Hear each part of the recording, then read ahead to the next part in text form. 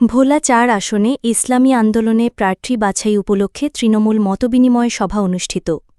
ভোলা ৪ চরফ্যাশন মনপুরা আসনে আগামী জাতীয় সংসদ নির্বাচনে ইসলামী আন্দোলন বাংলাদেশের প্রার্থী বাছাইয়ের অংশ হিসেবে এক মতবিনিময় সভা অনুষ্ঠিত হয়েছে।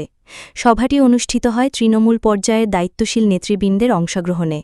এতে সভাপতিত্ব করেন স্থানীয় নেতৃবৃন্দ এবং প্রধান অতিথি হিসেবে উপস্থিত ছিলেন ইসলামী আন্দোলন বাংলাদেশের কেন্দ্রীয় সাংগঠনিক সম্পাদক বরিশাল বিভাগ উপাধ্যক্ষ মাওলানা মোহাম্মদ সিরাজুল ইসলাম।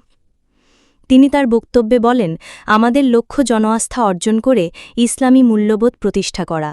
সৎ, দক্ষ ও ত্যাগী প্রার্থীকে বাছাইয়ের মাধ্যমেই আমরা রাজনীতির মাঠে জনগণের আস্থা অর্জন করতে পারব। সভায় স্থানীয় ওয়ার্ড, ইউনিয়ন ও উপজেলা পর্যায়ের নেতৃবৃন্দ উপস্থিত থেকে বিভিন্ন দিক নির্দেশনামূলক মতামত প্রদান করেন। উপস্থিত নেতারা সৎ, যোগ্য ও আদর্শবান প্রার্থী বাছাইয়ে সম্মিলিতভাবে কাজ করার প্রত্যয় ব্যক্ত করেন।